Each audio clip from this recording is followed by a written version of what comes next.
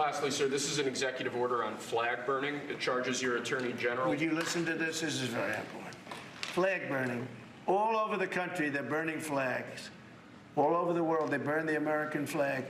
And as you know, through a very sad court, I guess it was a 5-4 decision, they called it freedom of speech. But there's another reason, which is perhaps much more important. It's called death.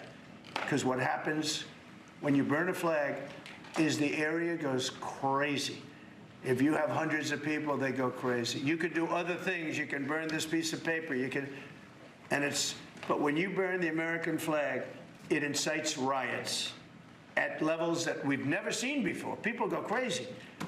In a way, both ways.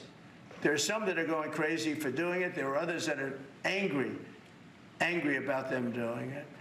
Do you want to discuss that? Sure. So what the executive order does, sir, it charges your Department of Justice with investigating instances of flag burning, and then where there's evidence of criminal activity, where prosecution wouldn't fall afoul of the First Amendment, and instructs the Department of Justice to prosecute those who are engaged in these instances of flag burning.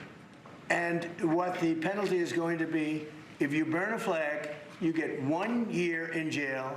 No early exits, no nothing. You get 1 year in jail. If you burn a flag, you get, and what it does is incite to riot. I hope they use that language, by the way. Did they? Yeah, incitement is. Incite to riot.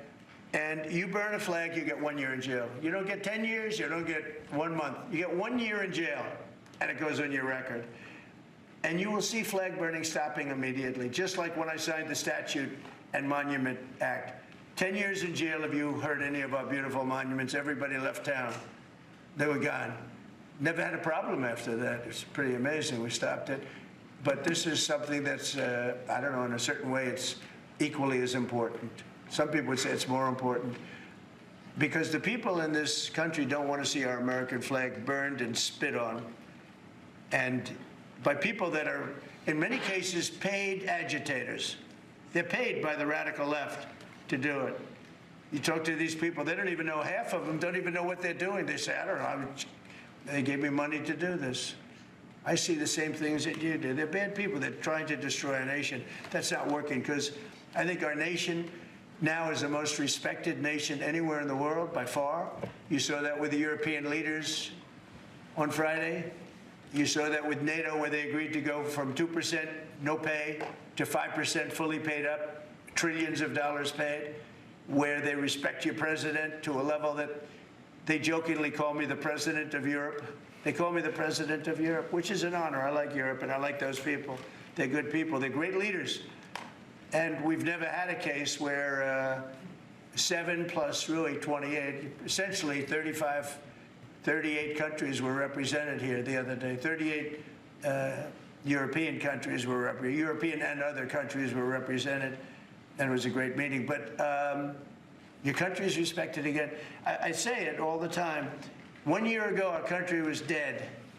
Everybody said it. We had a dead country. We were not going to survive. Now we have the hottest country anywhere in the world. So it's an honor to be involved. And this group has a lot to do with it, right behind me.